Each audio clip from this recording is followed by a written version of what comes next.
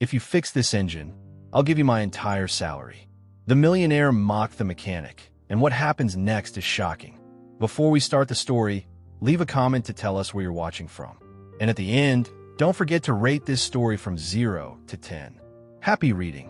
William Sterling walked into a garage for the 8th time, on the verge of losing his patience and his mind.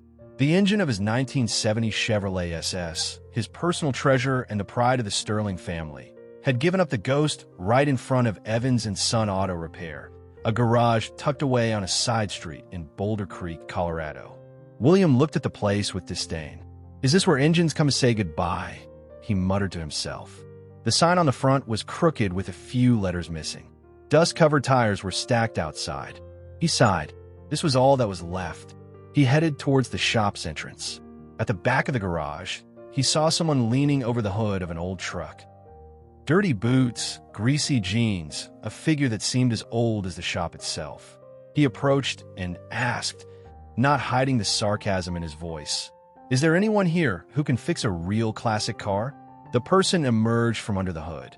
She wiped her hands on a worn rag, lifted her face, and replied with a sharp smile, "I'm the mechanic, Clara Evans. I could take a look at your car." William was silent for a moment. She was young, covered in grease, looked ordinary, and was far too confident. He raised an eyebrow. "You?" She nodded. "That's right. Miss, with all due respect, I've taken this car to 7 specialty garages. No one could find what was wrong with the engine. Not even the best engineers in Denver." Clara crossed her arms, leaned against the truck's bumper, and replied with a half-sarcastic smile, "That only happened because you didn't come here first." Her audacity almost made him laugh. Almost. "If you fix this engine, I'll give you my entire salary," he said with a mocking smile.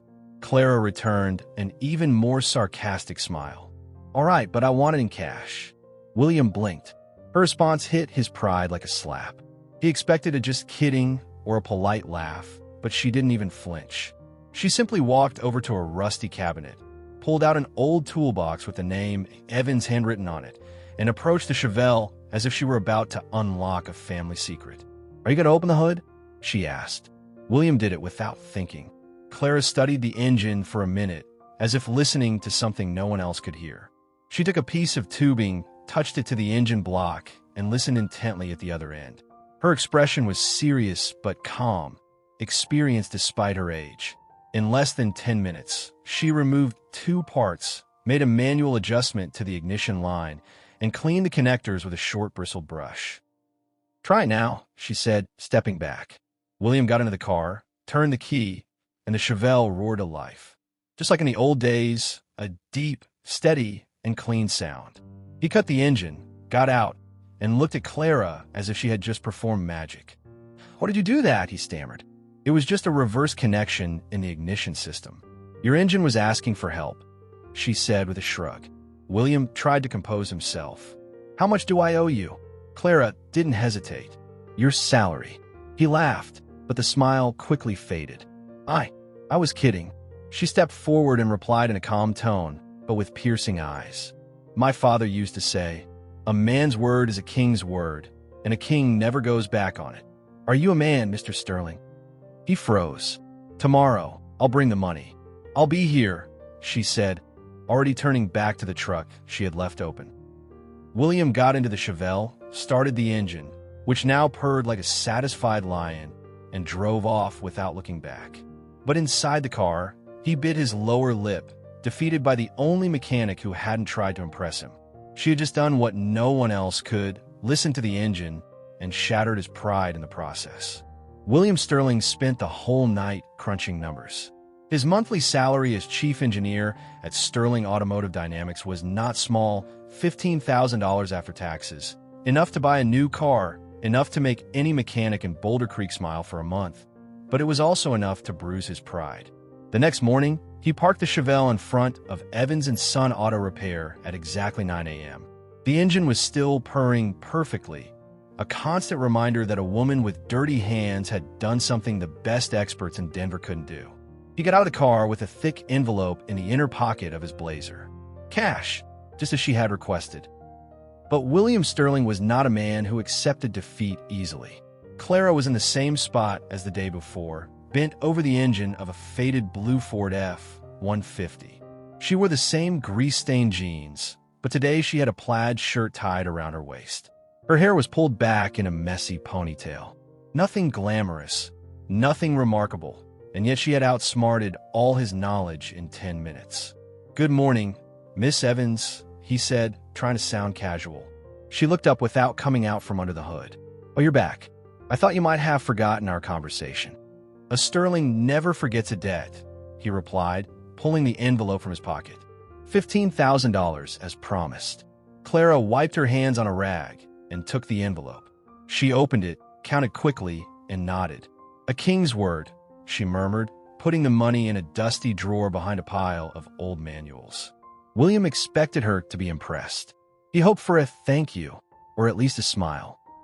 But Clara simply went back to the F-150's engine as if $15,000 was pocket change. It bothered him more than it should have. "You know what, Miss Evans," he said, crossing his arms. "I want to see if yesterday wasn't just a lucky shot." She stopped what she was doing and looked at him. "Luck? We have an engine in our plant that's been giving us trouble for 3 weeks. A whole team of engineers hasn't been able to figure out what's wrong. Want to give it a try?" Clara slowly dried her hands, thinking, "Why would I do that? Curiosity? Money?" William shrugged. "Take your pick." She walked closer, stopping a few feet from him. "If I fix this engine, you'll treat me with respect. No more condescending, miss. No more side-eyeing.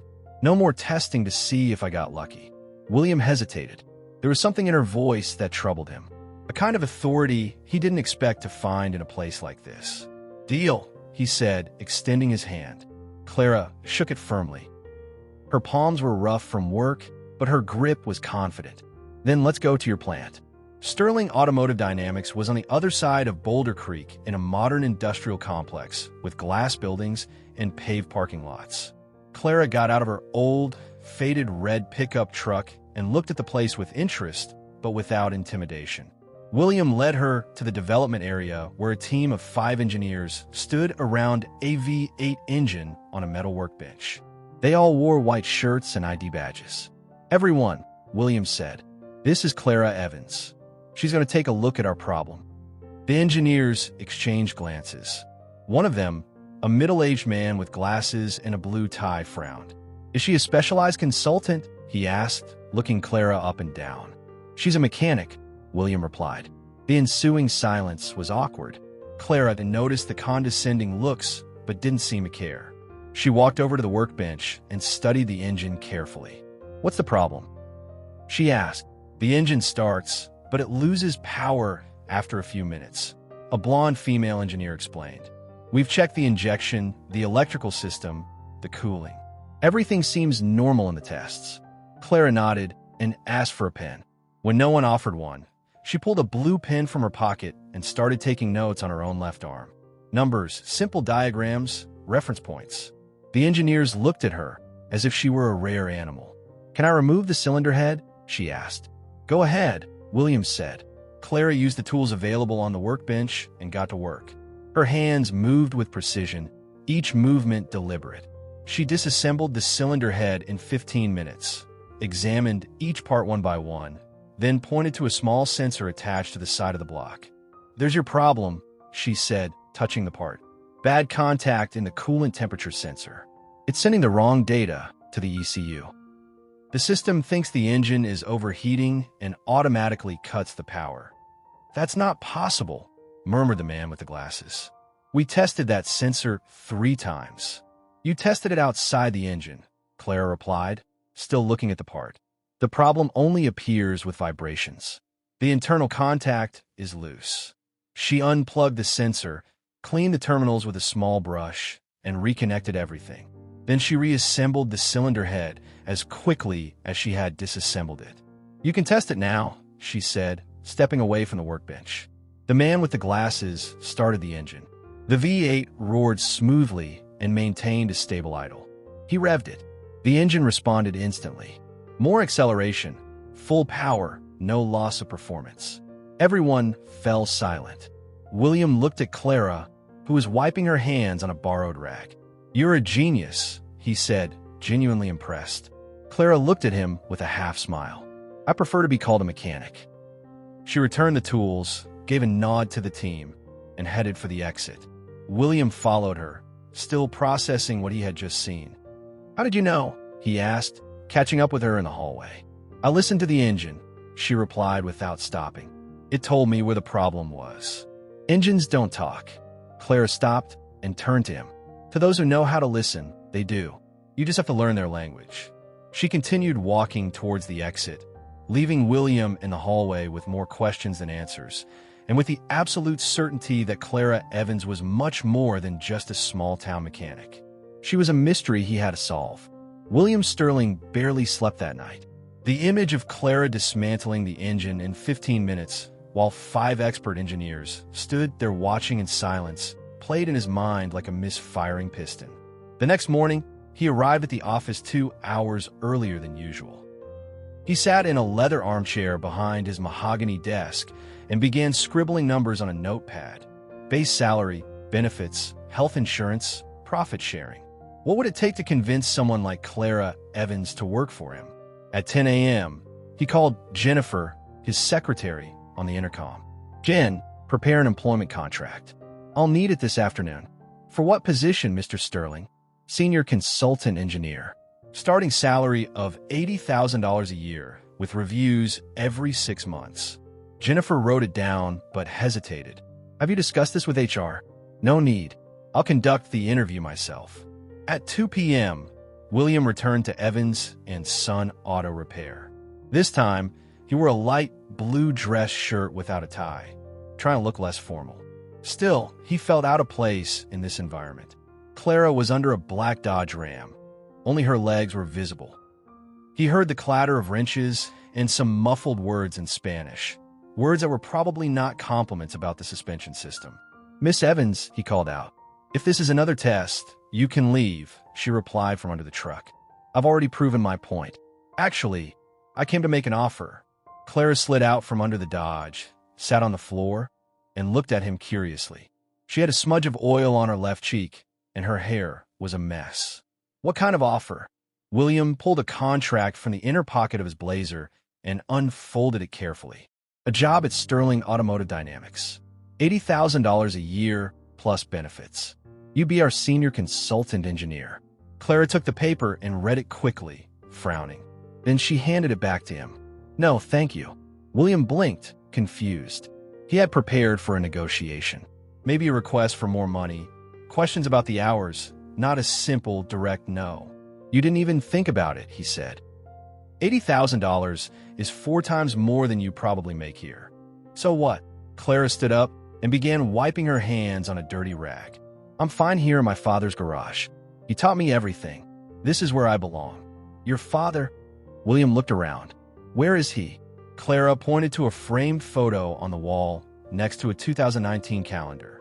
The photo showed a smiling, middle-aged man in blue overalls with a wrench in his hand. Below it, a small golden plaque read, "In memory of Edward Evans, 1965 to 2021. William felt a knot form in his stomach. "I'm sorry, I didn't know." "It's okay," Clara said, returning to the Dodge. "He taught me that a mechanic's place is wherever there's a broken engine. And around here, there's always work." William followed her, determined not to give up. "But Clara, think about it. You're working with old tools. The floor is cracked. There's no air conditioning, and the roof leaks in 3 places. So, you're too talented to stay in a place like this. In our company, you'd have modern labs, state-of-the-art equipment, a skilled team."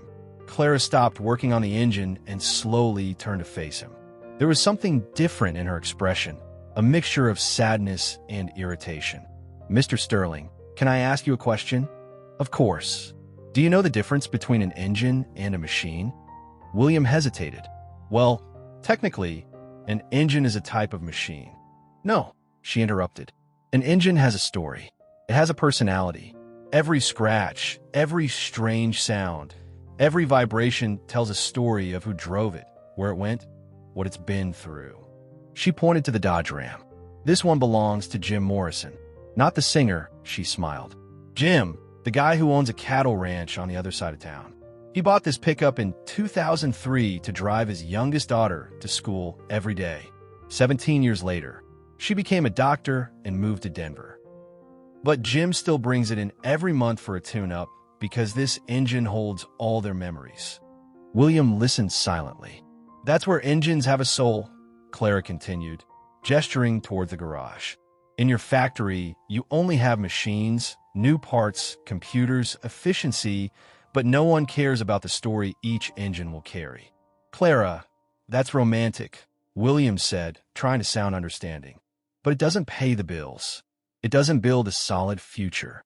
My father built this garage with his own hands in 1987, she said, walking over to the workbench. He paid for the house, raised me alone after my mother died, taught me everything with engines that had a soul, Mr. Sterling, not with machines that had no story.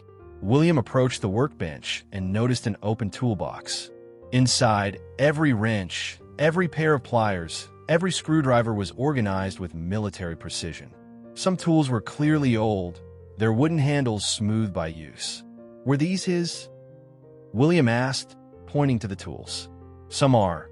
Others I made myself, Clara said, picking up a wrench with a blue-painted handle. I made this one when I was 15. My father used to say, a rail mechanic must know their tools like a musician knows their instrument. William took the wrench. It was heavy, solid, marked with scratches and signs of wear. You made this? I forged it in the workshop next door. Mr. Ramirez taught me. It took me 3 weeks, but it came out perfect. William returned the tool, visibly impressed. Clara, I understand the sentimental value of all this, but imagine what you could do with unlimited resources, research, development, cutting-edge technology. To do what? She asked, closing the toolbox. To build more efficient, cleaner, quieter engines. Yes, to improve people's lives. Clara smiled, but it wasn't a happy smile. Mr. Sterling, do you know why I fixed your Chevelle in 10 minutes? Because you're talented. Because I listened. I lay down under it, put my hand on the engine, and listened to what it was trying to tell me. In your factory, no one listens. You measure, you calculate, you run tests, but no one stops to ask, what does this engine need to feel alive? William frowned. Engines don't feel alive, Clara. They are machines. Exactly, she said, picking up a screwdriver and returning to the Dodge. That's exactly what I'm talking about. She disappeared under the car again. William stood there, holding the rejected contract, trying to make sense of the conversation. Clara, Mr. Sterling, she interrupted, her voice muffled. You're a smart man. You have a successful company, money, prestige, but I bet it's been years since you've touched a real engine, felt the warmth of the metal, heard the rumble of a finely tuned V8. William opened his mouth to argue, but realized she was right. When was the last time he had worked with his hands?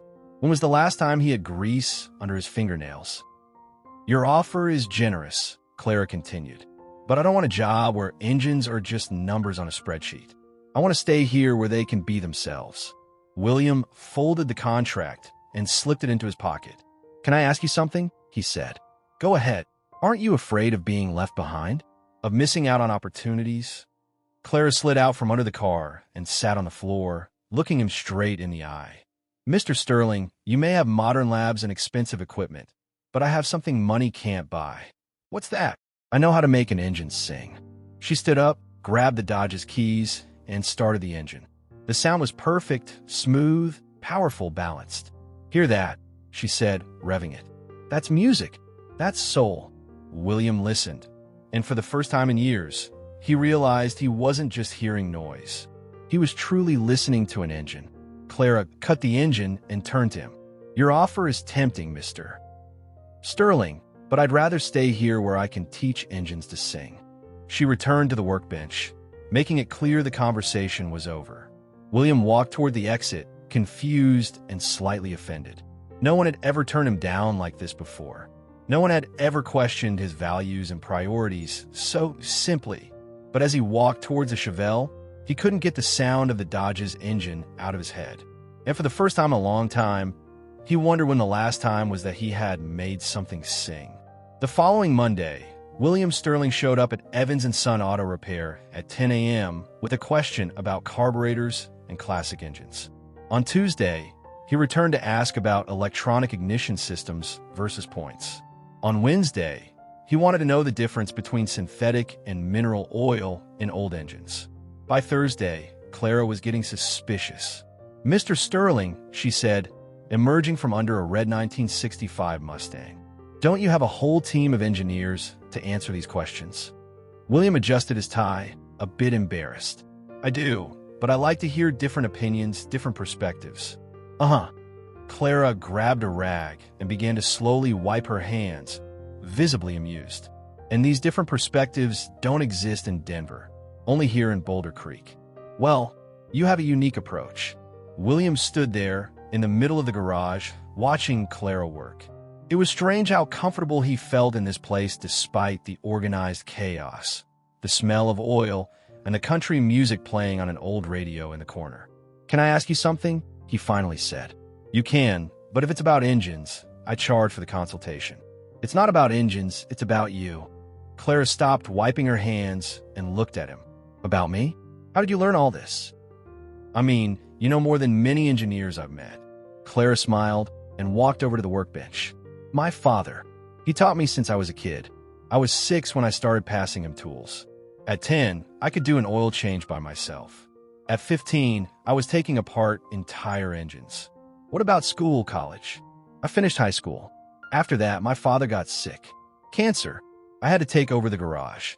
William felt a tightness in his chest. "I am sorry." "No need.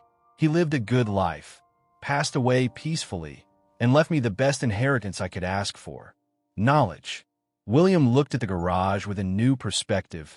Every tool hanging on the wall, every manual stacked on a shelf, every old but well-maintained machine. Everything told a story of dedication and love. "Was your father always a mechanic?" "Since he was 16. He started as an apprentice in a garage in Fort Collins.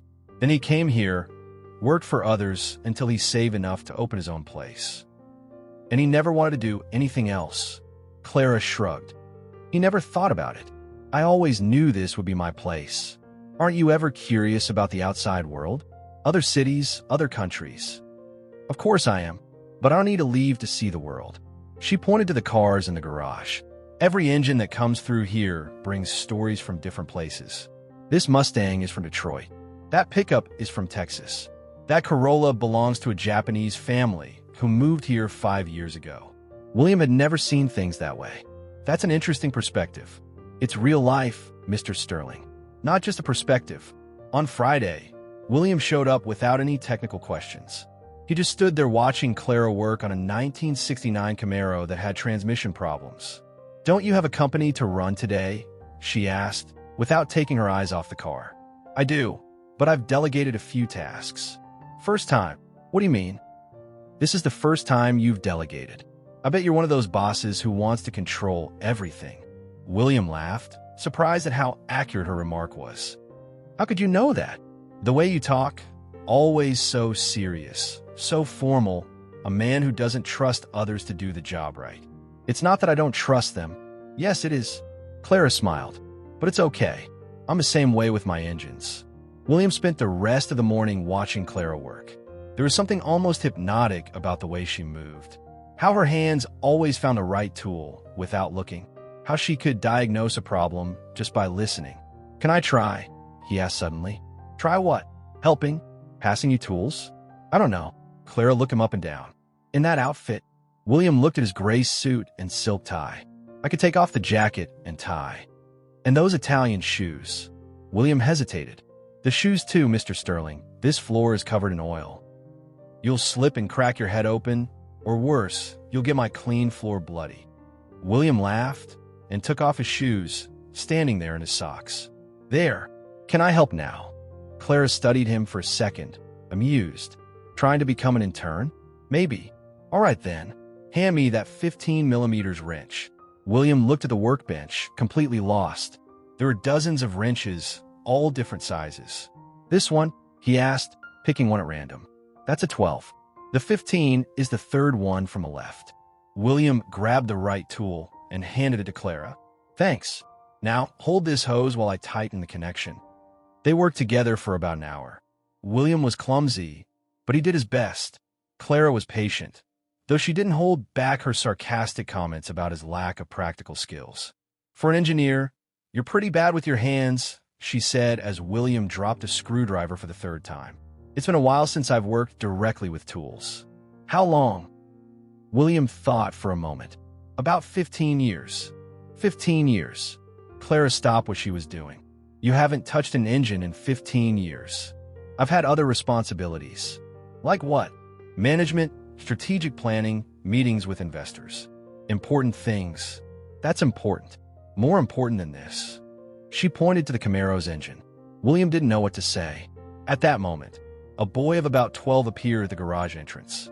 He was thin with messy brown hair and clothes that were clearly not new. He had a school backpack on and a big smile on his face. Hi, Clara, he shouted, running towards them. Hi, Leo. Clara opened her arms for a hug. How was school? Boring. The math teacher gave us homework for the weekend. Life is tough. The boy noticed William and frowned. Who's the guy in a tie? This is Mr. Sterling. Mr. Sterling, this is Leo. He helps me out here at the garage after school. William waved at the boy. Hello, Leo. Hi.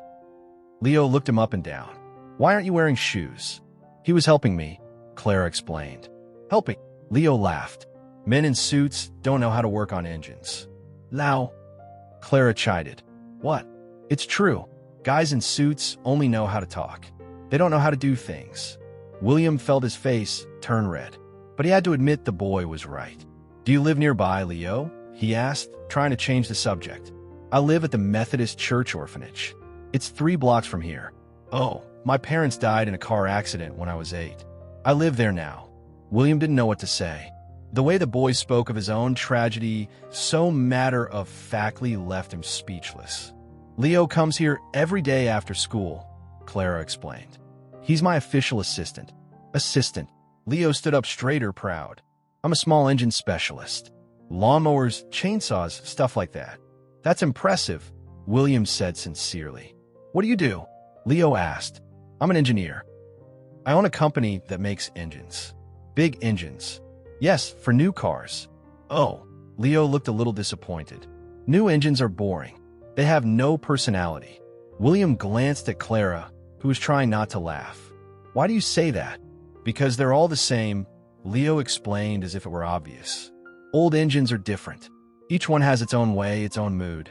This Camaro here, for example, she likes to accelerate gently. If you try too fast, she stalls. How do you know that? Clara taught me. She knows how to talk to engines. William spent the rest of the afternoon watching Clara and Leo work together. It was clear she had become a mother figure to the boy. She taught him with patience, corrected him gently, and protected him with a fierce instinct. Clara's a good cook too, Leo said, sitting on a high stool next to the workbench. She makes the best grilled cheese sandwich in Colorado. Leo, stop telling Mr. Sterling my life story, Clara said, embarrassed. Why? He seems nice. A little clumsy, but nice. William laughed. Thank you. I think Clara should date someone, Leo continued, ignoring the death glare she was giving him. She works too much. She never goes out. She never has fun. Leo, what? It's true. The last time you went out was 6 months ago for Mrs. Maria's birthday. That's none of Mr. Sterling's business. Sure it is, Leo said, turning to William with a cheeky grin. I bet the guy with the fancy car has a crush on Clara. William nearly choked. I what? No? Look how red he got, Leo shouted, laughing. I knew it. Leo, stop, Clara said, though she was laughing too. The guy with the fancy car has a crush on Clara. That's why he comes here every day pretending to have questions. William's face was burning. The boy's observation was embarrassingly accurate. I have to go, he stammered, grabbing his shoes quickly. He's running away, Leo shouted. That proves it. William said a quick goodbye and practically ran to the Chevelle. On the way home, he couldn't stop thinking about Clara's laugh and the boy's words. Was it really that obvious? Had Clara noticed? And more importantly, what was he going to do about it? Because for the first time in years, William Sterling had to admit that a 12-year-old orphan was absolutely right. He was in love. William Sterling spent the weekend trying not to think about Clara Evans. He tried to focus on financial reports, production spreadsheets, anything that could keep him busy. But every time he started the Chevelle, the smooth sound of the engine reminded him of her hands adjusting the ignition. The confidence in her movements, the way she spoke to engines as if they were old friends. And Leo's words kept echoing in his mind. The guy with the fancy car has a crush. On Monday morning, he walked into his office determined to forget about Evan's auto and focus on what really mattered: business. He had a meeting with investors at 10 a.m., a conference call with the development team at 2 p.m., and a pile of contracts waiting for his signature. But the moment he sat down and turned on his computer, his mind went back to Clara, saying his company only had machines, not engines with a soul. The comment had struck a nerve, something deeper than he wanted to admit. At 9 a.m., instead of reviewing the investor presentation, William found himself walking down the company corridors to the basement archives. He didn't know exactly what he was looking for, but he had a strange feeling, as if he had missed something important. The archives of Sterling Automotive Dynamics filled a huge room in the basement of the main building. Metal shelves stretched from floor to ceiling, filled with boxes sorted by year and department. William rarely went down there. Why bother with old papers when he had help for that? But today was different. He started with the boxes from the 1980s, when his father was still running the company.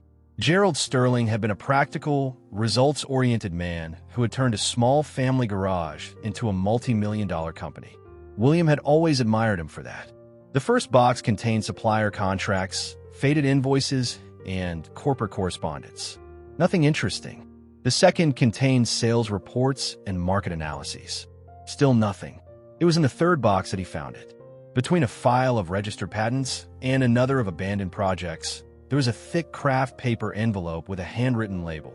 Evans Project, 1987 to 1989 Confidential. William's heart raced. Evans, the same last name as Clara. He opened the envelope carefully and pulled out a stack of documents. On the first page, a detailed technical drawing of a new type of carburetor, signed John E. Evans, Technical Consultant.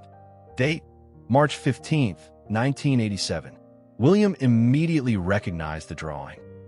It was the basis for the electronic fuel injection system that Sterling Automotive had patented in 1990 and which became one of the company's most profitable products in the years that followed.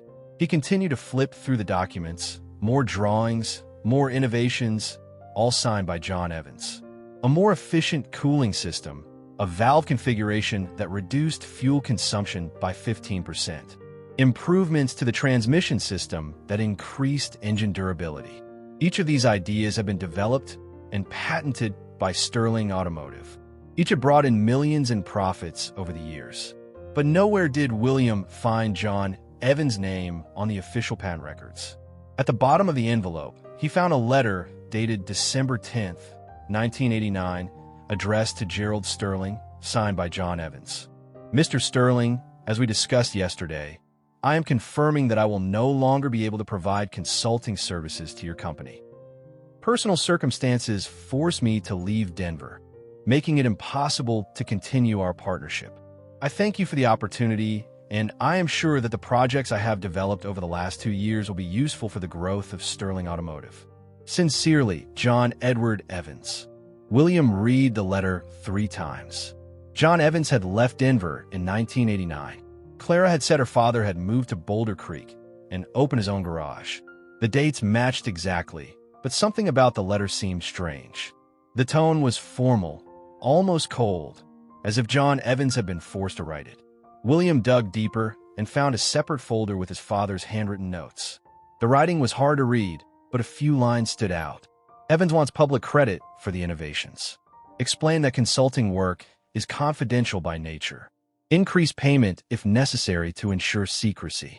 If he doesn't accept the terms, consider terminating the contract. William felt his stomach clench. Slowly, the situation became clear. John Evans had developed revolutionary innovations for the company. He wanted public recognition for his work. Gerald Sterling had refused, probably to keep full control of the patents and profits. John Evans had been forced to choose between well-paid anonymity and his professional integrity. And he had chosen his integrity. William continued to dig and found other documents, confidentiality agreements signed by John Evans, intellectual property transfer agreements, clauses giving Sterling Automotive exclusive rights to any innovation developed during the consulting period. Everything was perfectly legal. Everything was completely unethical. His father had bought John Evans' talent, then erased his name from history. William returned to his office in shock. He canceled the meeting with the investors, locked the door, and stared out the window without seeing anything. His company, his fortune, his reputation. It was all built on the work of a man who had never received the credit he deserved. And that man was the father of the woman he was falling in love with. The irony was too cruel to be a coincidence. At 2 p.m., William was back in the archives, this time with Jennifer, his secretary, who helped him locate all the documents related to the Evans project. There was much more material than he had expected. "Mr. Sterling," Jennifer said, flipping through a patent file, "how many millions did these projects bring to the company?" William did a quick mental calculation. About 200 million over the last 30 years. And this John Evans never received any royalties? Apparently not. Jennifer let out a whistle. That's complicated. That's an understatement. William spent the rest of the afternoon reviewing every document, every contract, every note. The more he read, the less he admired his father, and the more guilty he felt. John Evans had been a genius. His innovations were decades ahead of their time. If he had received the credit he deserved, he would be recognized today as one of the great pioneers of American automotive engineering. Instead, he had died in anonymity, running a small garage in Boulder Creek, Colorado, and his daughter thought Sterling Automotive was just a factory of soulless machines. If only she knew the truth. William imagined Clara's reaction when she found out that the company trying to recruit her was the same one that had stolen her father's legacy. The anger, the disappointment, the sense of betrayal. She would never forgive him. At 6 p.m., William was sitting in his office, surrounded by documents spread across his desk, when his phone rang. "William." It was his Uncle Harold's voice, Gerald Sterling's younger brother and the current vice president of the company. "Jennifer told me you canceled all your meetings today. Is everything all right?" "Harold, I need to talk to you. Can you come to my office?" "Of course, I'll be there in 10 minutes. Harold Sterling was a 60-year-old man, bald with a neatly trimmed gray mustache and the same serious posture as Gerald.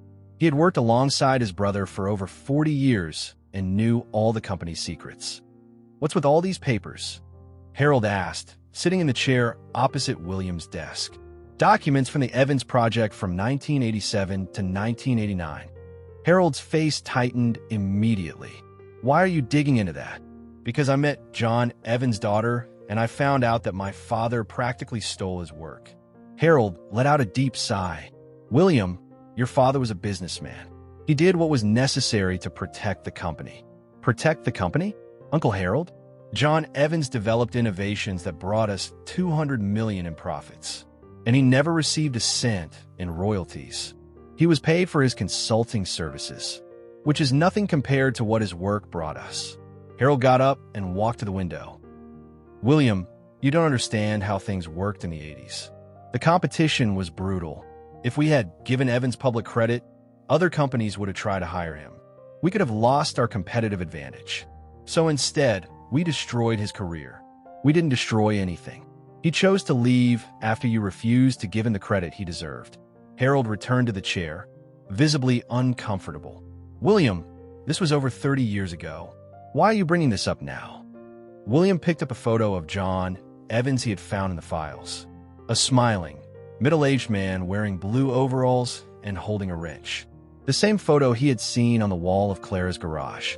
"Because it's not right, Uncle Harold, and because I'm apparently the only person in this company who cares." Harold looked at his nephew for a long moment. "You're in love with his daughter, aren't you?" William didn't answer, but his expression said it all. "Oh, William." Harold shook his head. "This really complicates things. It only complicates things because we did something wrong 30 years ago and never fixed it. And what are you going to do? Give John Evans a posthumous credit? Return the royalties to his daughter? Publish an apology in the newspaper?" William hadn't thought of specific solutions. He just knew he couldn't live with this weight on his conscience. I don't know yet, but I have to do something. Harold stood up to leave. Be careful, William. Sometimes trying to fix past mistakes only creates bigger problems in the present. After Harold left, William remained alone in his office, staring at the photo of John Evans. Behind the smile, he now saw the frustration of a talented man who never got the recognition he deserved. And behind his own reflection in the window, he saw a man who had just discovered that his fortune was built on injustice. The question was, what was he going to do about it? And more importantly, would he be able to look Clara in the eye again? Knowing what he knew, William picked up the phone and dialed the number of Evans' garage. When Clara answered, he almost hung up. Hello, Clara. It's William Sterling. Hi, Mr. Sterling. Is there a problem with the Chevelle? No, I need to talk to you. It's important. Go ahead. Not on the phone. Can I come by tomorrow? Sure, but if it's to offer me a job again. It's not that. It's about your father. Silence on the other end. My father? What about him? I'll explain tomorrow. Clara, your father was an extraordinary man. I know that, Mr. Sterling.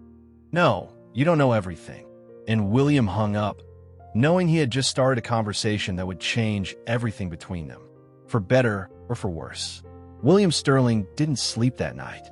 He stayed up until 3 a.m., sitting in his living room in Cherry Hills with a pile of documents on the coffee table and an impossible decision to make. How could he tell Clara that his company had taken credit for her father's work? How could he explain that the millions he had inherited were partly the result of John Evans' unrecognized talent? At 6 a.m., he gave up on trying to sleep. He took a shower, put on a blue polo shirt and jeans, no suit today, and drove to downtown Denver. He had a mission. His first stop was a historic print shop that had been doing custom work since 1879. William explained to the owner what he wanted: to restore an old technical manual and engrave a name on the leather cover. How long will it take? William asked. For a job like this, usually about a week, replied the craftsman, a gray-bearded man who was carefully examining the manual. I need it today. I'll pay whatever it takes. The man raised an eyebrow. This must be very important. It is. It will cost 3 times the normal price. That's fine. At 10 a.m., William was at a university library looking for information on automotive innovations from the 1980s. He wanted to better understand the historical context of John Evans' projects, the importance of his contributions to the industry. What he found impressed him even more. John Evans' innovations weren't just good, they were revolutionary. The electronic fuel injection system he had developed was years ahead of the competition. Some of the solutions he had proposed were not adopted by the German industry until the late 1990s. John Evans wasn't just a talented mechanic. He was a visionary. At 2 p.m., William returned to the print shop. The manual was transformed. The leather cover, once worn and stained, now shone with a professional finish. On the front, engraved in elegant gold letters, it read, Manual of Innovations. John Edward Evans, Pioneer and Visionary, 1955 to 2021. It looks perfect, Williams said, paying the bill.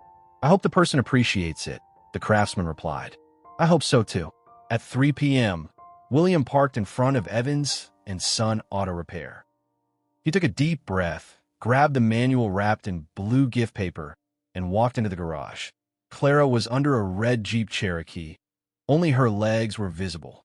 Leo was sitting on a stool next to her, passing her tools. Hi, Mr. Sterling, Leo shouted when he saw him. No suit today. Leo, I thought this would be more practical. Clara slid out from under the Jeep and sat on the floor, looking at William curiously. You said you wanted to talk about my father.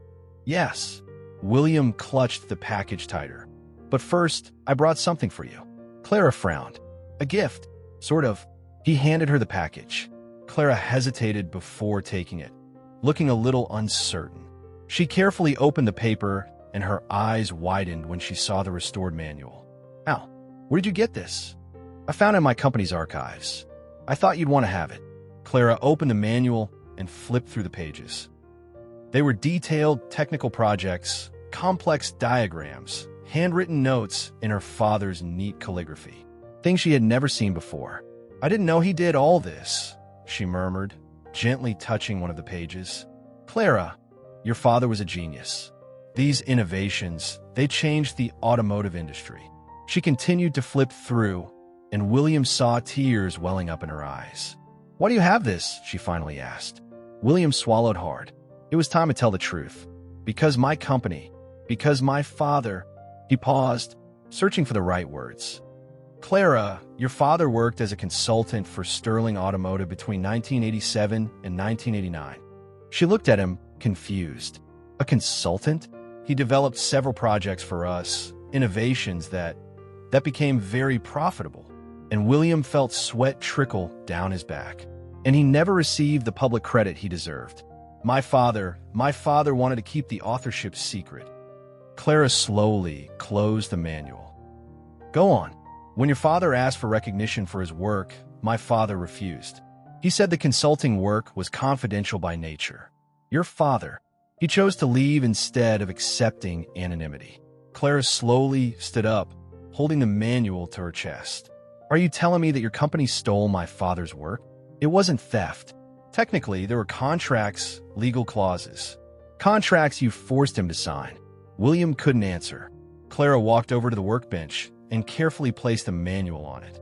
How much money did your company make from his work? Clara, how much? About $200 million over the last 30 years. She closed her eyes for a moment. $200 million? Yes.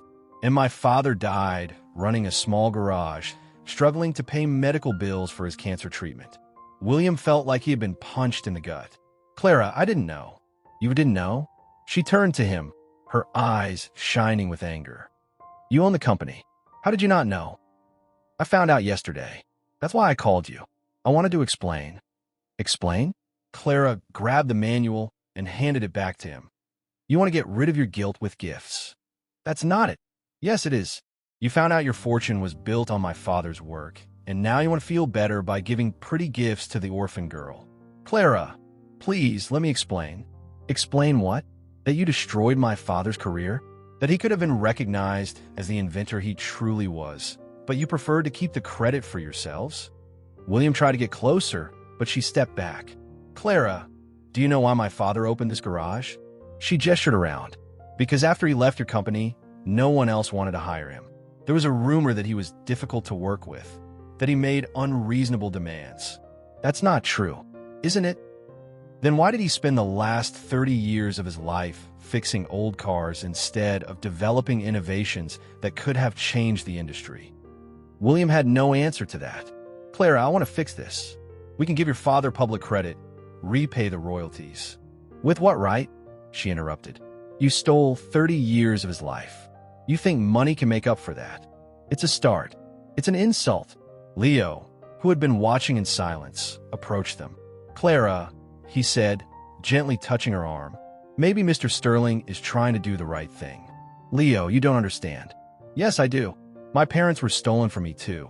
The man who hit their car was drunk, but he had an expensive lawyer. He was never arrested. He never paid me anything.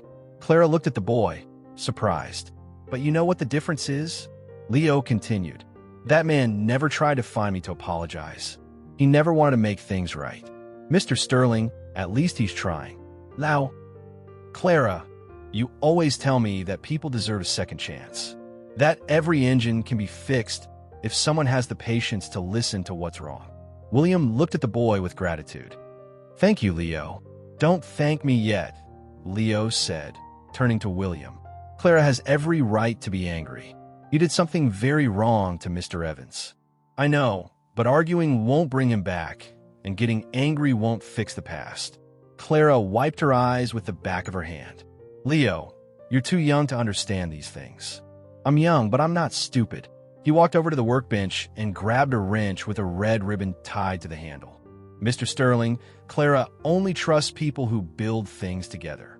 William took the wrench, confused. What do you mean? It's no use just saying you want to fix things. You have to show it. You have to get your hands dirty. You have to build something new with her. Clara looked at Leo, then at William, then at the wrench in his hands. Leo, you can't just... Yes, I can. You always say broken engines can be fixed. People can be fixed too. William held the wrench carefully as if it were something sacred. What do you want me to do, Clara? She stared at him for a long moment. First, stop calling me Clara. We're not friends. What should I call you then, Miss Evans? As always. All right, Miss Evans. Second, take your gift. I don't want anything from your company.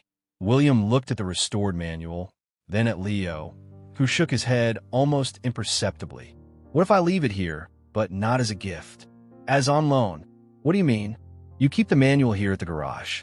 You study your father's projects, but it still belongs to Sterling Automotive until we decide together what to do with it. Clara thought for a moment. And what do you expect in return? William looked at the wrench in his hands. A chance to build something together. A chance to fix what my father broke. And how do you plan to do that? I don't know yet, but I know I can't do it alone. I need your help. Clara took back the manual and placed it on the workbench. Mr. Sterling, you destroyed my father's life. This isn't a charity project that's going to fix it. I know, but it's a start. It's a pathetic start. Then teach me how to do better. Clara studied him silently for nearly a minute. Why would I do that? William held up the wrench with a red ribbon. Because according to Leo, you believe broken engines can be fixed. And I'm the most broken engine you've ever seen. Despite everything, Clara almost smiled. You really are pathetic, Mr. Sterling. Yes, I am. And arrogant too, and completely disconnected from reality. That's true. Clara looked at Leo, who was watching the conversation with interest. And you think I should help this man? I think you should give him a chance to show who he really is, Leo replied. Not who his father was, not what his company is, who he is. Clara sighed deeply. One chance, Mr. Sterling. Just one chance. If you disappoint me, if you try to bribe me with expensive gifts or generous offers, it's over. Understood? Understood. And don't come here every day pretending to have technical questions. If you want to talk, be honest. I will be. And stop wearing tie. Here we work. We don't have meetings. William smiled. You got it.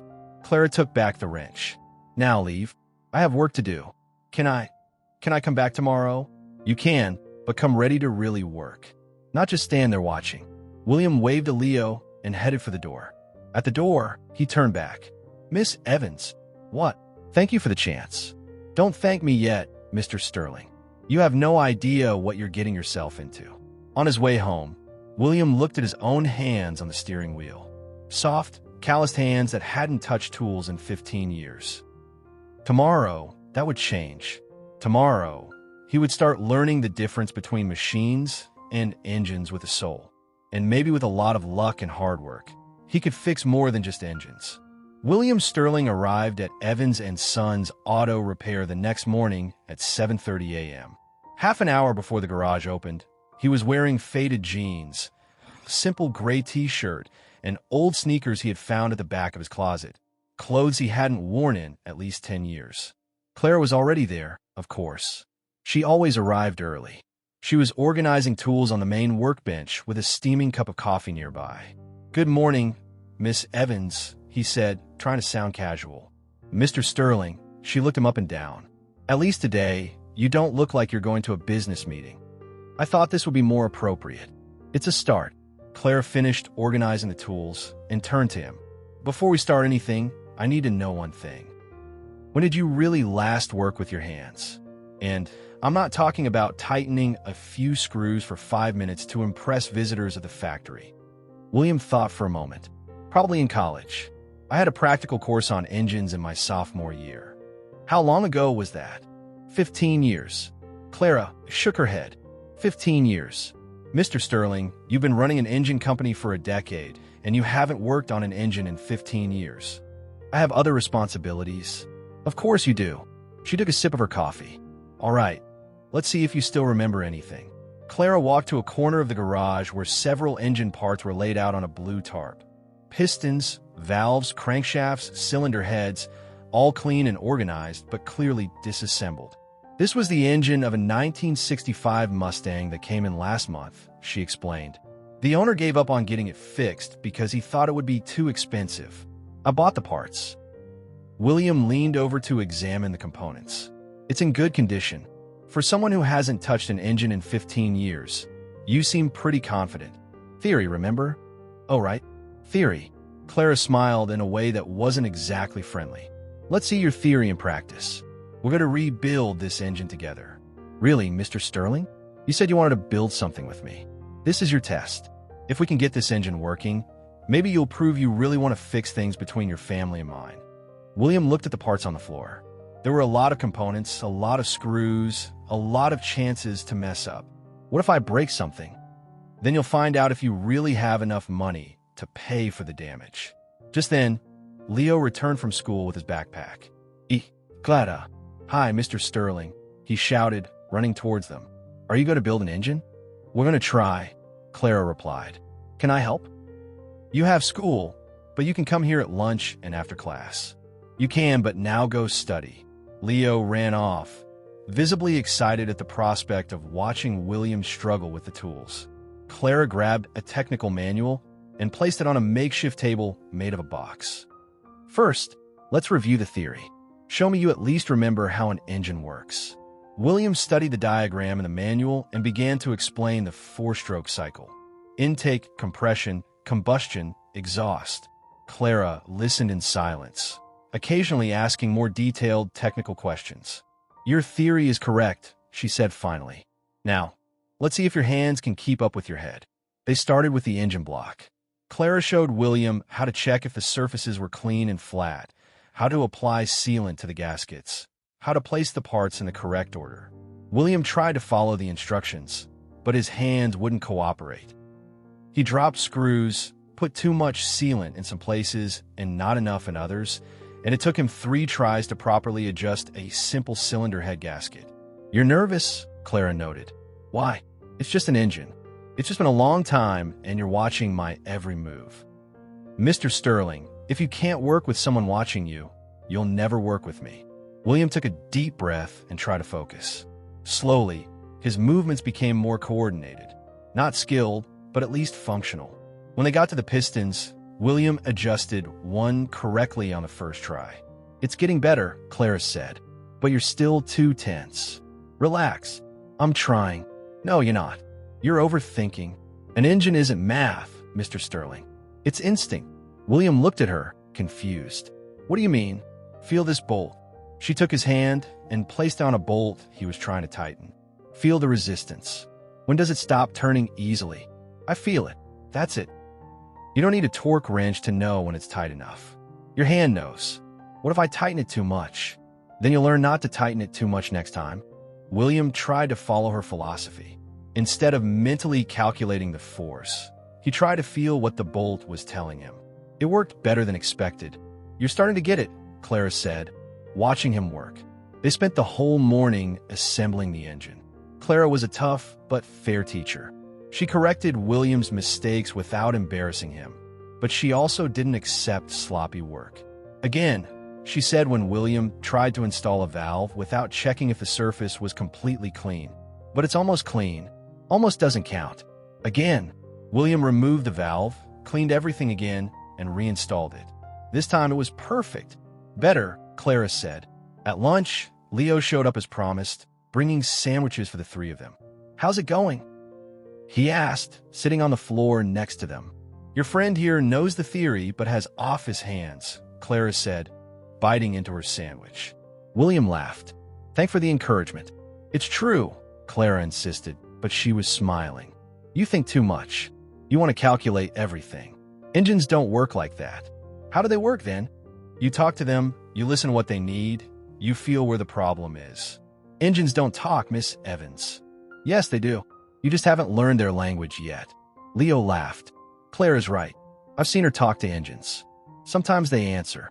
It's not crazy, Claire said. Seriously, it's experience. When you work with engines for 20 years, you learn to recognize every sound, every vibration, every sign they give. William looked at her grease-stained hands, with small cuts and calluses from years of work. You like this, don't you? The manual labor. I like the feeling of fixing something that was broken, of giving new life to something everyone thought was scrap. Is it satisfying? More than any corporate meeting you've ever had, I bet. William couldn't disagree. In the afternoon, when Leo came back from school, they were finishing the assembly. The engine was almost done. Just a few final adjustments, and the electrical systems to connect. "Can I start it?" William asked. "Not yet. First, we have to check everything." Twice, Clara guided him through a meticulous inspection. They checked that all the bolts were properly tightened, that all connections were secure, and that all fluids were at the correct levels. "Now you could try," she finally said. William turned the ignition key. The engine coughed once, made a strange noise, and stalled. "What was that?" he asked, worried. "Calm down. The first try rarely works." Clara opened the hood and checked a few connections. Here, this hose was loose. On the second try, the engine started. It wasn't a perfect roar, but it was running. "We did it!" shouted Leo, jumping for joy. William smiled, surprisingly emotional. It was just an old engine, but it was something he had built with his own hands for the first time in 15 years. "How do you feel?" Clara asked. "Good. Really good, actually. Different from signing contracts. Completely different." Clara cut the engine and closed the hood. "Mr. Sterling, we still have a lot of work to do. This engine is running, but it's not perfect. It will need adjustments and improvements, like our situation." "Exactly." She looked him straight in the eye. "Today, you proved you could get your hands dirty. You can listen to instructions and follow guidelines. It's a start. Only a start, Mr. Sterling. You've been away from real engines for 15 years. One day of work won't make up for that. But today you showed you have potential if you want to keep learning." William looked at his grease-stained hands, the tools spread around the engine they had assembled together. "I want to continue, even knowing it's going to be hard, that I won't be easy on you, especially because of that." Clara smiled, the first real smile she had given him. "Then, we'll be back tomorrow. We're going to tune this engine until it sings. And after that, we'll see if you've really learned something about engines that have a soul." As they were cleaning the tools, Leo approached William. "Mr. Sterling, can I ask you something?" "Of course. Why do you so desperately want to impress Clara?" William stopped cleaning the wrench he was holding. It's not about impressing Leo. It's about fixing something that was broken. The engine, among other things." Leo nodded, as if he understood perfectly. "As my father always said, the best things in life must be built slowly, with patience. Your father was a wise man." "He was. I think you two will be friends." "Friends? You and Clara? After you finished fixing each other?" William looked at Clara, who was organizing the tools on the workbench. She worked with an economy of motion, each gesture precise and necessary. There was a grace in her skill that he had never noticed in anyone else. "I hope so, Leo. It will happen. Broken engines can always be fixed, so can people." When William left the workshop that afternoon, his hands were dirty, his back ached, and he was more tired than after any day at the office. But he was also more satisfied than he had been in years. For the first time since he had discovered the truth about John Evans, he felt that he might really be able to fix things one bolt at a time. 3 weeks later, William Sterling had become a regular at Evans & Son Auto Repair. Every day at 7 a.m., he would park his Chevelle in front of the shop and spend the next 8 hours learning everything Clara was willing to teach him. And she taught a lot. William now knew the difference between the sound of a poorly tuned engine and one that just needed fresh oil. He could change brake pads without needing step-by-step instructions. His hands had developed calluses, and his back had gotten used to bending under hoods. More importantly, he was beginning to understand what Clara meant when she talked about engines with a soul. That Friday, Leo came home from school carrying a cardboard box. "Look what I brought," he shouted, placing the box on the workbench. "What is it?" Clara asked, wiping her hands on a rag. "My old radio. I found it at the church. I thought it would be nice to have some music here in the shop." William looked at the device. It was a 1990s cassette radio with a telescopic antenna and worn-out buttons. "Does it work?" he asked. "Let's see," Leo said, plugging it into the nearest outlet. The radio came to life with a slight crackle, then picked up a country station. Johnny Cash's voice filled the shop with Ring of Fire. "Perfect!" exclaimed Leo, turning up the volume. Clara smiled. "It's been a while since we've had music here." "Your father didn't like music?" William asked. "He did, but after he got sick, I don't know. It didn't make sense to have music anymore." William understood. Some things lose their meaning when they're tied to sad memories. But now it makes sense again, said Leo, dancing alone to the music. Clara laughed at the boy's performance and returned to the engine she was working on, a Ford F-150 with transmission problems. Mr. Sterling, she said, can you help me with this? I need someone to hold this part while I tighten the bolts. William stepped forward and held the part in place. They worked in perfect sync, Clara guiding and William following her instructions. The country music created a relaxed atmosphere that William had never experienced in a work setting. You know, he said, watching Clara work, I never thought work could be fun. Fun, relaxing, satisfying. I don't know, different. Clara stopped what she was doing and looked at him. Mr. Sterling, what was your job like before? Meetings. Lots of meetings. Analyzing reports, approving budgets, conferences with investors. Sound boring. It was, but I thought it was important. And now, William thought for a moment. Now, I realize there's a difference between important work and meaningful work. Clara smiled and returned to the transmission. They worked in silence for a few minutes, listening to the music and laughing from time to time at Leo's comments. He had self-proclaimed himself the official DJ of the shop. That's when William noticed the shop sign. The sign on the front of the building was faded, with some letters peeling.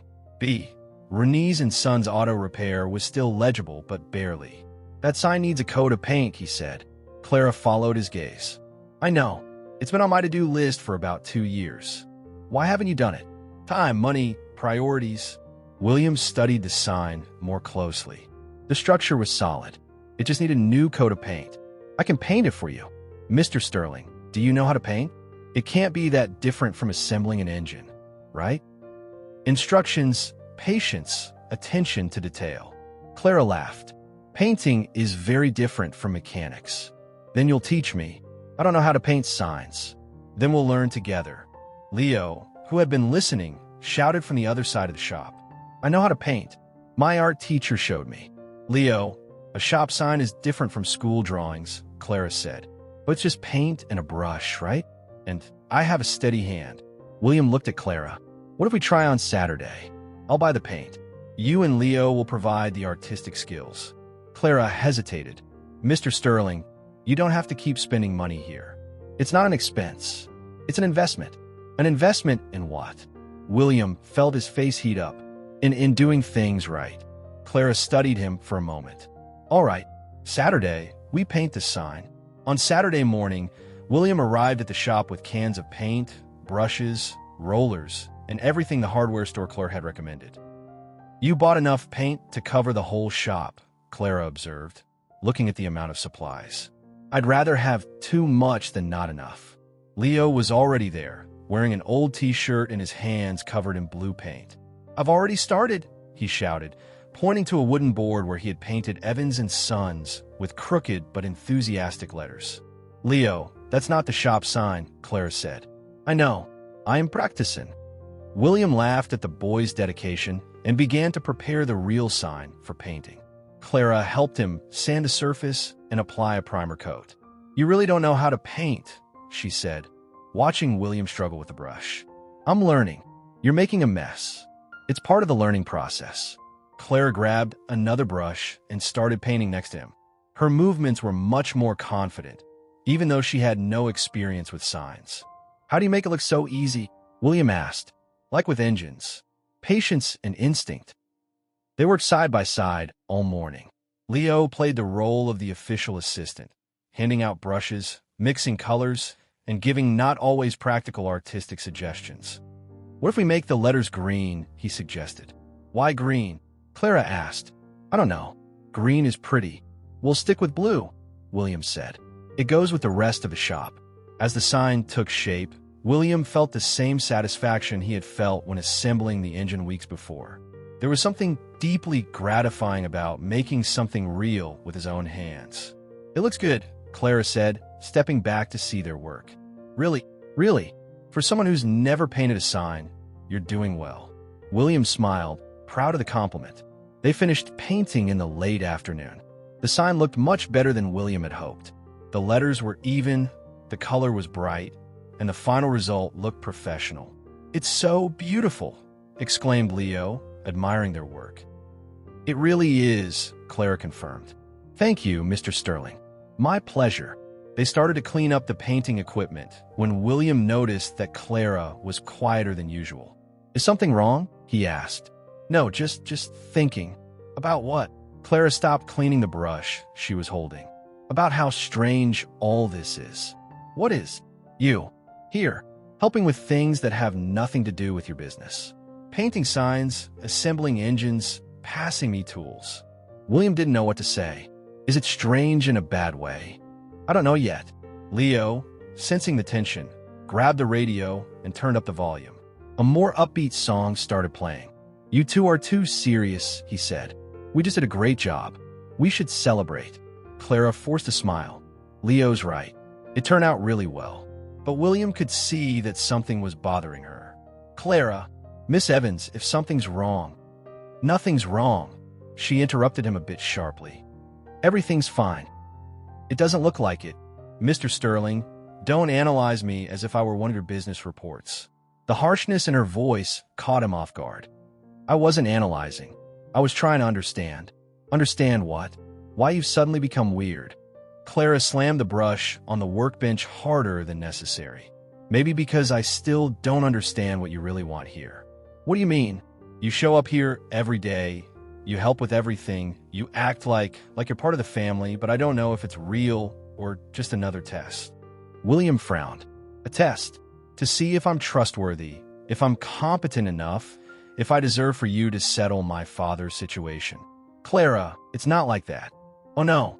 Then why do you always act like you're constantly judging me? I don't act like that. Yes, you do. You observe everything I do, analyze every word I say, as if you're checking if I pass your approval test. William felt his frustration rising. That's not true. Oh no. Then why don't you ever completely relax? Why does it always seem like you're waiting for me to prove something? Because I want you to trust me. William exploded. The silence that followed was broken only by the music from the radio.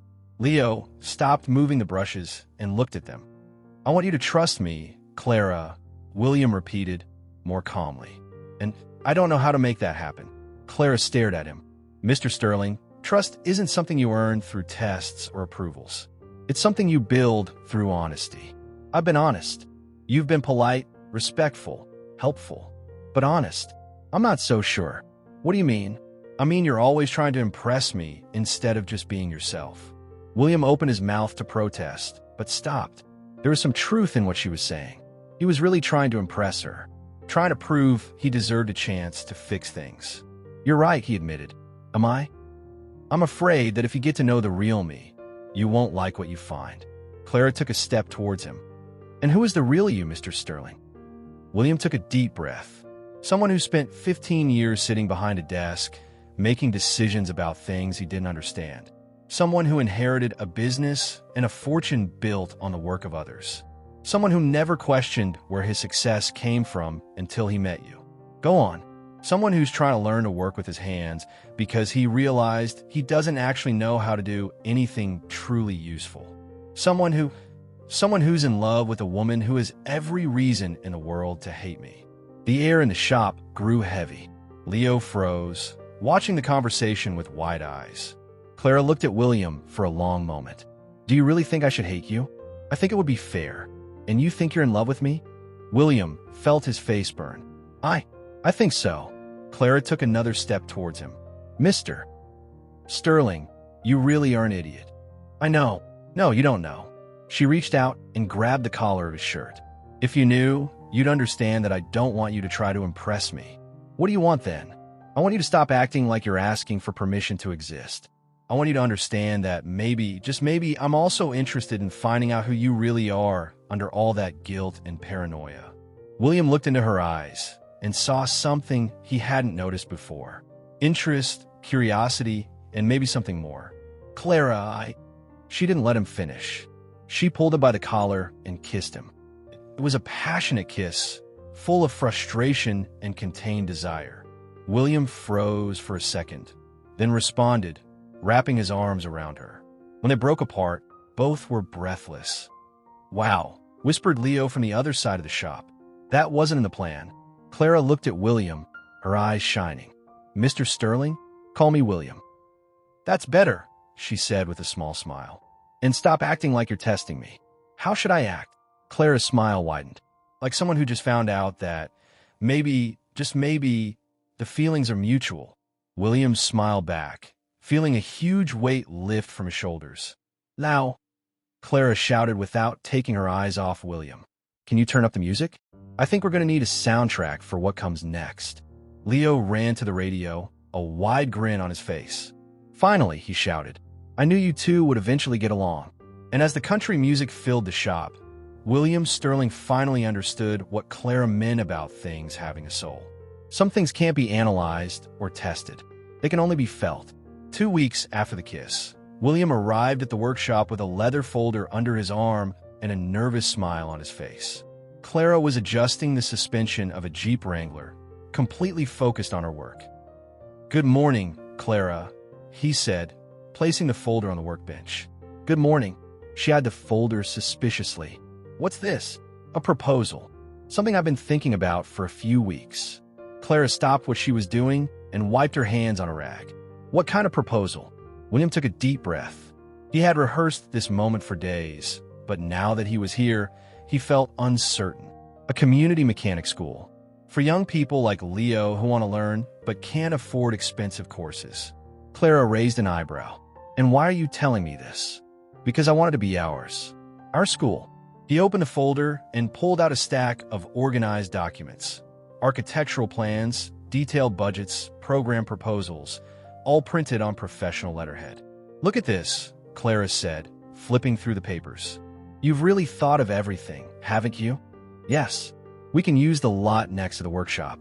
Mr. Henderson has been wanting to sell for years. We'll build a modern workshop school with new equipment, but keeping the spirit of Evans and Sons. Clara continued to read, but her expression darkened. And the name? She asked. Evans Motors Community Mechanic School. In honor of your father.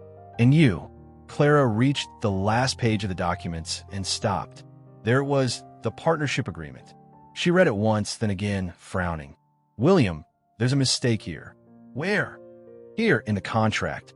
It says I'm a co-founder and you're an investing partner. That's not a mistake. How is that not a mistake? You're paying for everything. You came up with the idea. William approached her. Clara, the idea only came because I met you. Because I learned there's a difference between teaching theory and teaching passion for the craft. You would be the technical director. I would only be the financier. He pointed to a specific clause. 50% of the profits will go to a scholarship fund for disadvantaged youth like Leo. Clara looked at him, incredulous. Are you serious? Completely serious. Just then, Leo came home from school with his backpack and a big smile. Hi, everyone. What are you? He stopped when he saw the document spread out. What's all this? Madness, muttered Clara.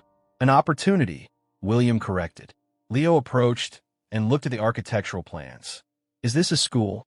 A mechanic school, William explained. To teach people who want to learn but can't afford expensive courses. Leo's eyes lit up. Really? Could I study there? You'd be one of the first students, William said. Clara shook her head. William, this is very generous, but I don't understand why you want to do this. William sat on a nearby stool. Because your father should have been recognized as the genius he was. Because kids like Leo deserve the same chance I had. And because I want to build something that has meaning. And you think I'd be a good technical director? I think you'd be the best possible technical director. Clara looked at the contract again, then at Leo, who was studying the plans with fascination. There's a condition, she finally said. Which one? If I accept, you're going to get your hands dirty every day. No sitting in an office managing stuff. You'll teach, you'll guide, you'll work directly with the students. William smiled. I can live with that. And one more thing, Leo will be our first student advisor. If he says something isn't working, we change it. Deal. Leo jumped for joy. I'm going to be an advisor. Clara, does that mean I'll get to help make decisions? It means you'll tell us if we're messing up, Clara replied, smiling. Cool. Can I start now? Clara looked at William one last time. Are you sure about this? It's a lot of money, a lot of work, a lot of risk.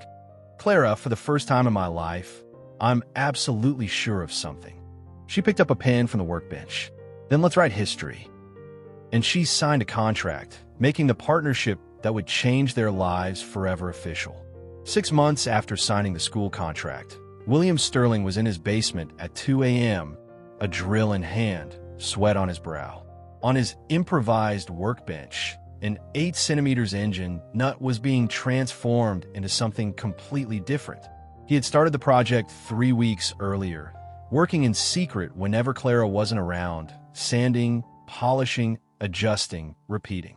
His hands, now hardened by all the work at the workshop, handled the tools with a precision he didn't have a year ago. The nut had belonged to the original engine of the 1970s Chevelle. When they had done the complete overhaul of the car, William had kept the part, saying it had sentimental value. Clara had laughed, calling him an incurable romantic. If only she knew how much. William held the polished nut up to the light. The metal shone like silver, every surface perfectly smooth. In the center, where the bolt hole used to be, he had set a small diamond that had belonged to his mother's engagement ring. It wasn't conventional, certainly not traditional, but it was perfect for Clara. The next morning, William arrived at the workshop with a polished wooden box. Clara was outside, overseeing the progress of the school's construction, watching the workers install the last windows.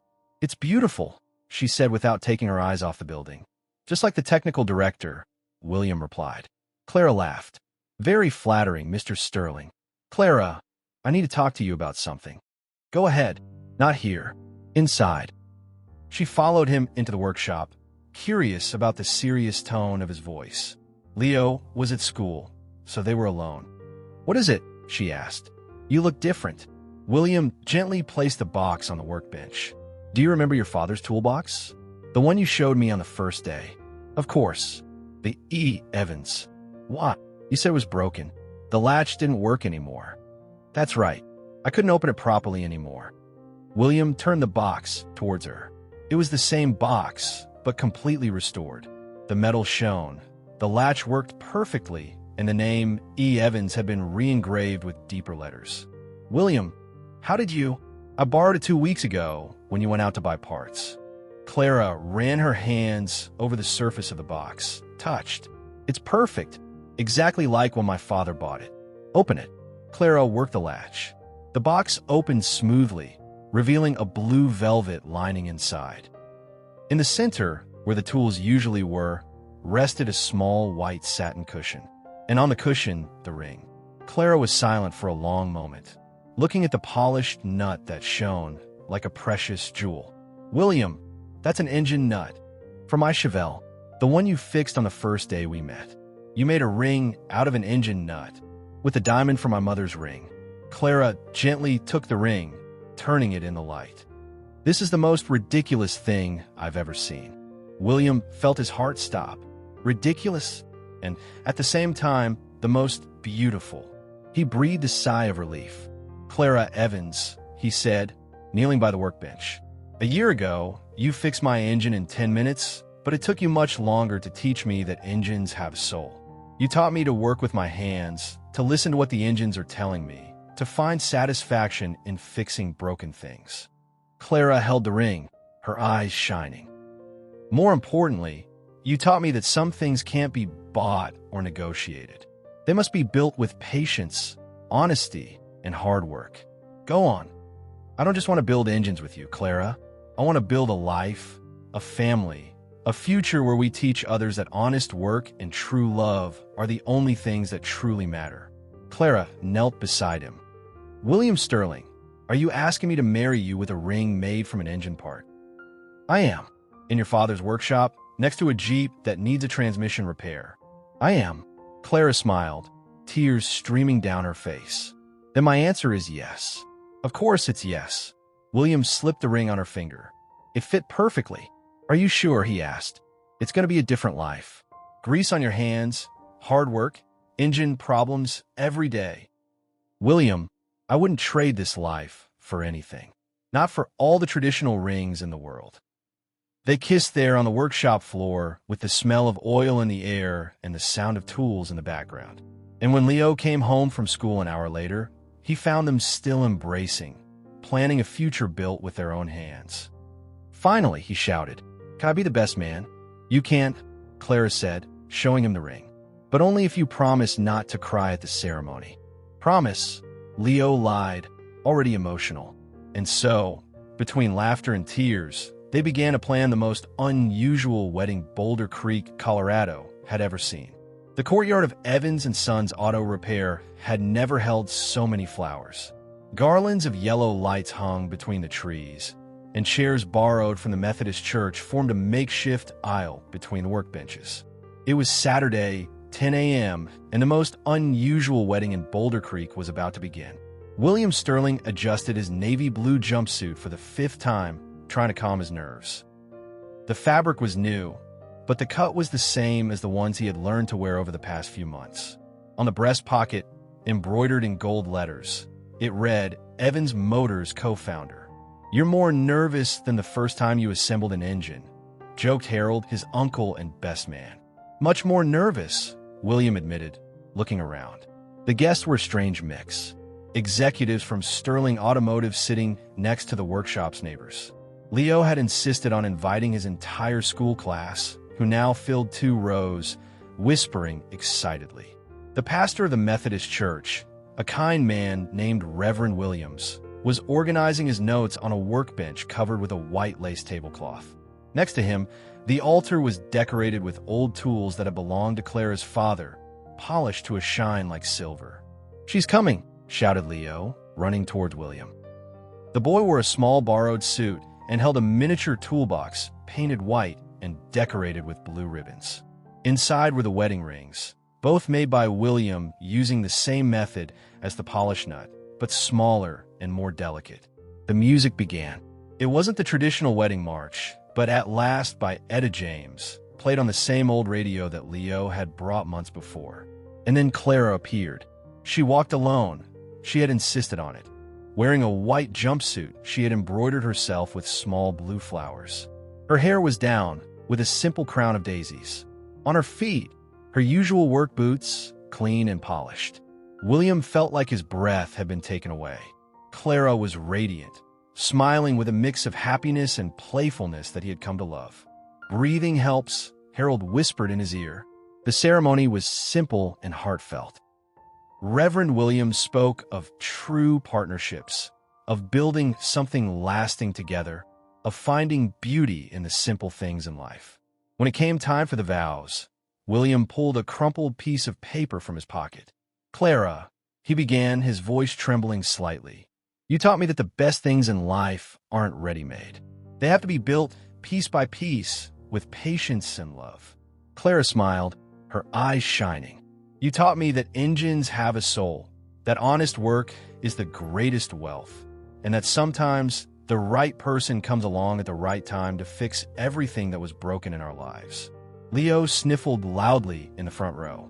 "I promise to build our life together, just as you taught me to build engines. By listening, by adjusting, by fixing when necessary, and always, always with love." Clara wiped away a tear and shared her own vows. "William, you came here a lost man, trying to impress everyone. But you discovered that true impression comes from hardworking hands and an honest heart." She took his hands, rough from so much work. "I promise to teach you everything I know about engines and life, as long as you continue to teach me that it's never too late to start over." Leo stepped forward with a small toolbox, opening it solemnly. The wedding rings shone inside the line box. "With these rings, do you both promise to build a life together?" asked Reverend Williams. "We do," they answered in unison. "Then by the authority vested in me, and by the power of the true love we witness today, I now pronounce you husband and wife." The crowd erupted in applause. Leo was jumping for joy. Even the most serious executives from Sterling Automotive were smiling. "Now let's open the real wedding gift," shouted Leo. William and Clara walked hand in hand to the newly built school. In front of the building, covered with a white sheet, was the engine they had assembled together on the very first day, the one from the 1965 Mustang, now mounted on a special stand with a golden plaque, "First Barnes Engine," in memory of Edward Evans, visionary. Together, William asked. Clara nodded. They pulled the sheet at the same time, revealing the polished and sparkling engine. William turned the key. The engine roared, a perfect and powerful sound. The neighbors applauded, the children cheered, and music filled the air. Clara approached William and whispered in his ear, "Now you're a man of your word and of engines." William kissed her there, in the middle of the celebration, with the sound of the engine they had built together resonating in the background. "We did it," he said. "Did what?" "Built something that will last forever." Clara smiled, looking around at Leo dancing with the children. The school that would train generations of mechanics. The engine purring like a promise of the future. William Sterling, you finally learned the difference between machines and engines that have a soul. Learn, yes. Because now I know that the best things in life can't be bought. They can only be built with love, hard work, and lots of patience. And as the party continued around them, William and Clara remained in each other's arms. What did you think of Clara and William's story? Leave your thoughts in the comments. Rate this story from 0 to 10. Subscribe to the channel and turn on the bell to follow all our stories. And discover more moving stories by clicking here at the end.